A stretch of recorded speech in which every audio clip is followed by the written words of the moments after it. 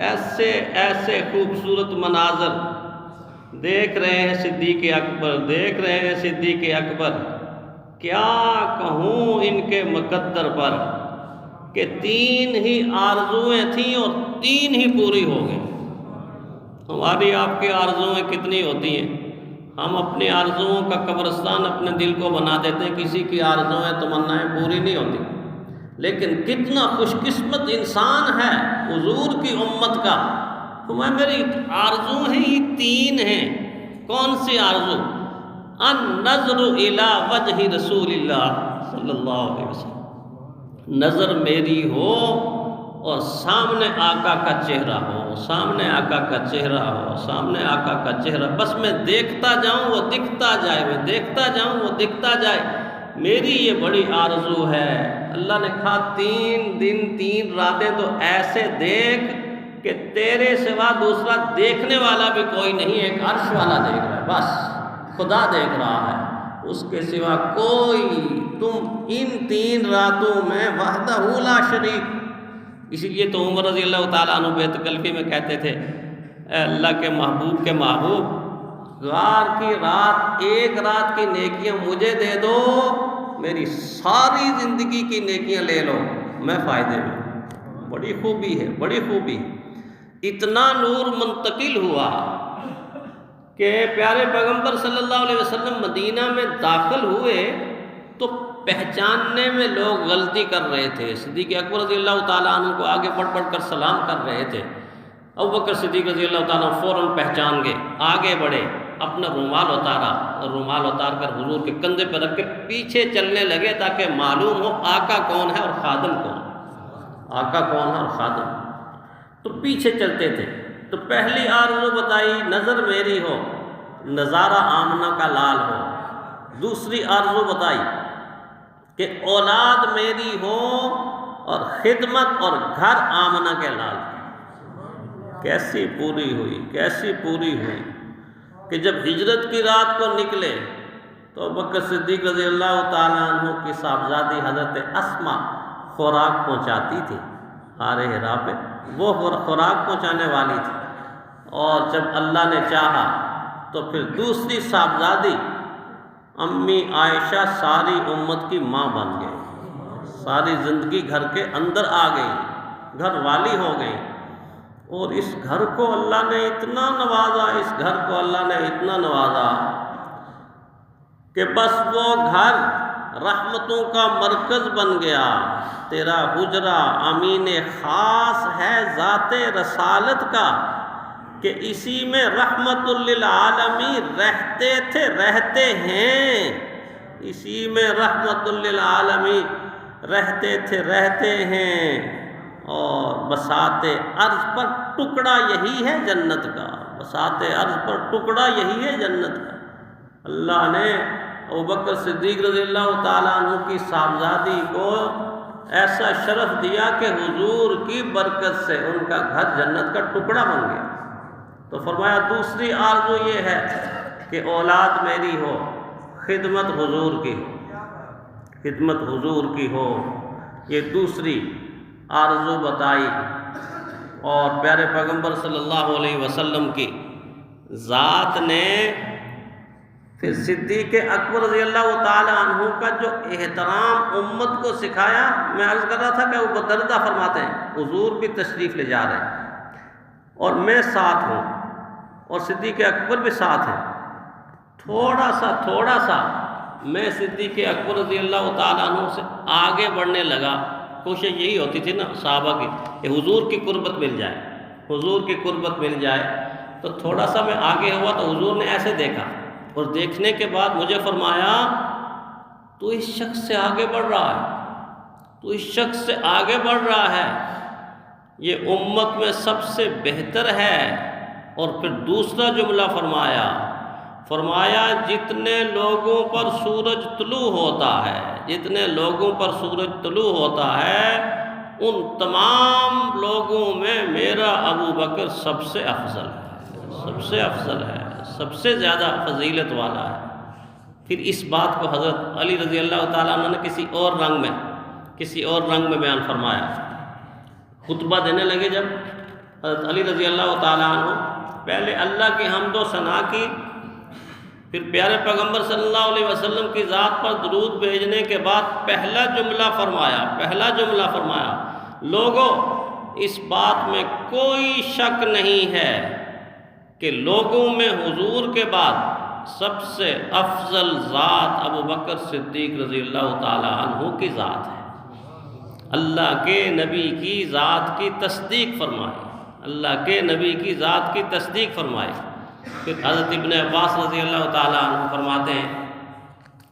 کہ آپ صلی اللہ علیہ وسلم اس بیماری میں کہ جس بیماری میں پیارے پیغمبر صلی اللہ علیہ وسلم اللہ سے ملاقات کے لیے تشریف لے گئے، رحلت فرما گئے، یعنی حضور صلی اللہ علیہ وسلم کی زندگی کی وہ بیماری، اس بیماری میں ایک دن حضور صلی اللہ علیہ وسلم باہر تشریف لائے تو حضور صلی اللہ علیہ وسلم کے سر مبارک پر ایک پٹی بندھی ہوئی تھی، اور رحمت کائنات صلی اللہ علیہ وسلم نے ادھر ادھر دیکھا اور فرمایا، دیکھو اگر میں دنیا میں کسی کو اپنا خلیل بناتا، جس طرح اللہ نے ابراہیم علیہ السلام کو خلیل بنایا، دوست بنایا، تو فرمایا میں صدیق اکبر رضی اللہ تعالی عنہ کو اپنا خلیل بناتا۔ کیا مطلب؟ کہ اللہ تعالیٰ نے خود انتخاب کر کے میرے وزیر بھی بنا دیے، میرے دوست بھی بنا دیے، میرے خلیل بھی بنا دیے، انتخاب خود اللہ نے کر دیا ہے۔ لیکن اگر اللہ مجھے موقع دیتا اور مجھ سے پوچھتا کہ آپ اپنے اختیار سے کس کو منتخب کرتے ہیں، تو فرمایا میں ابو بکر صدیق رضی اللہ تعالیٰ عنہ کو اپنا خلیل بناتا۔ اللہ کی طرف سے تو بنا ہی دیا گیا، لیکن ان کو اپنا خلیل بناتا۔ کیا اللہ نے مقام بخشا، کیا اللہ نے مقام بخشا، اور کیا اللہ نے کام لیا۔ جس دن ایمان لائے سب سے پہلے 40,000 درہم لا کر حضور کے قدموں پہ نچھاور کر دی۔ کاروبار تھا، بہت بڑے تاجر تھے، اور پھر پیارے پیغمبر صلی اللہ علیہ وسلم کے قدموں پر 40,000 درہم نچھاور کر دیے، اور جس رات کو ہجرت فرمائی 5,000 درہم لا کر حضور کے قدموں پر نچھاور کر دی۔ اور جب غزوہ تبوک کا موقع آیا تو سارا کچھ ہی لے کر حضور پہ قربان کر دیا، دین اسلام پر قربان کر دیا۔ یہ بات کوئی معمولی بات تو نہیں ہے۔ بعض دفعہ انسان سوچتا ہے کہ یار اللہ کے نبی نے یہ کیسے فرما دیا، یہ کیسے فرما دیا۔ اللہ کے نبی تو محسن کائنات ہیں، اللہ کے نبی ساری کی ساری کائنات کے محسن ہیں، اس امت کے محسن ہیں، اہل ایمان کے محسن ہیں۔ ان سے بڑا محسن اللہ نے اس دھرتی کے اوپر کوئی پیدا ہی نہیں کیا۔ تو جب اتنے بڑے محسن ہیں تو پیارے پیغمبر صلی اللہ علیہ وسلم کی ذات انور نے، ذات گرامی نے یہ فرمایا کہ سارے کے سارے جتنے قریب رہنے والے میرے محبوب لوگ ہیں، پسندیدہ لوگ ہیں، ان سب کا احسان میں نے اتار دیا۔ صدیق میرے محسن ہیں، اور قیامت کے دن میں اللہ سے درخواست کروں گا، اللہ میں احسان نہیں چکا سکا، تو خود صدیق اکبر رضی اللہ تعالیٰ عنہ کا احسان چکا دے۔ اس لیے کہ کچھ بھی تو باقی نہ بچا، اور وہ منظر کیا منظر ہوگا کہ قیامت کے دن جب انبیاء کی امتیں آئیں گی،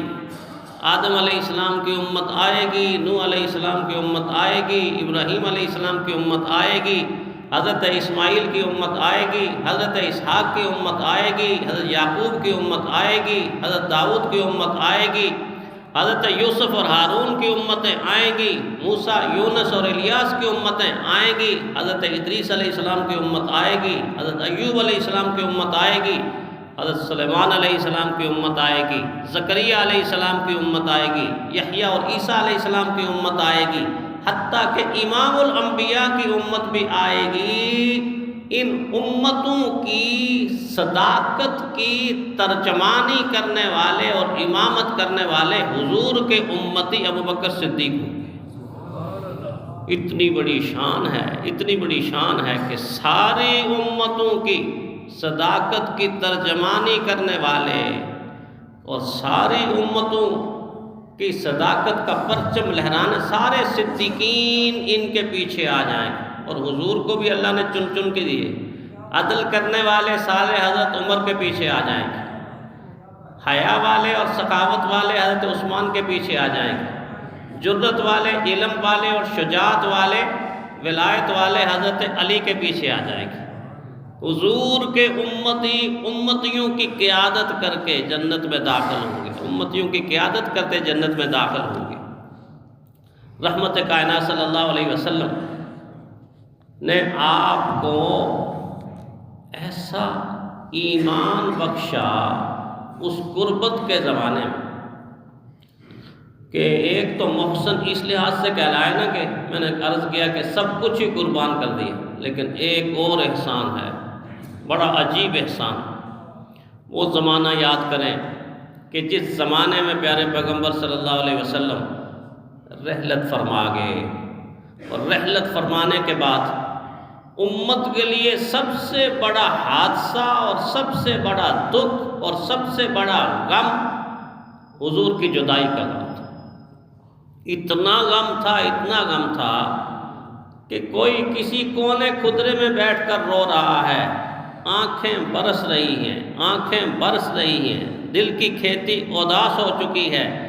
ذہن مفلوج ہو چکے ہیں، اپنی اپنی جگہ پر ہر ایک پریشان ہے، عثمان پریشان ہیں، عمر پریشان ہیں، علی پریشان ہیں،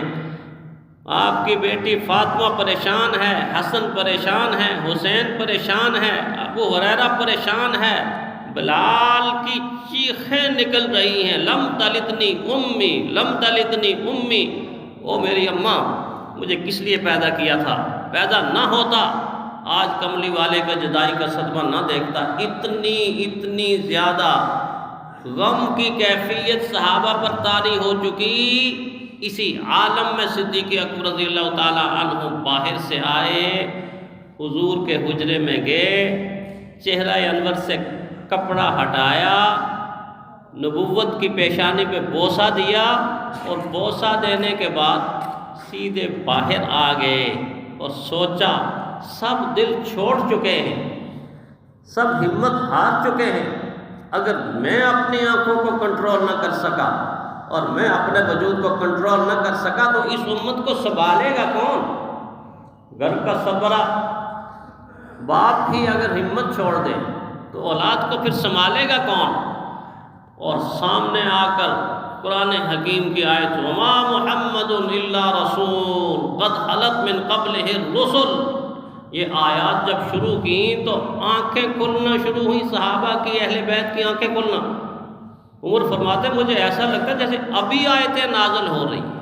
ایسی تسلی کا پیغام دیا، اور حضور کی اس سچی خوشخبری کا مصداق بنے کہ لوگوں یہ نہ دیکھو کہ ان کا بدن کمزور ہے، یہ بوڑھا بدن کے لحاظ سے تو بہت کمزور ہے، ایمان کے لحاظ سے طاقتور ہے،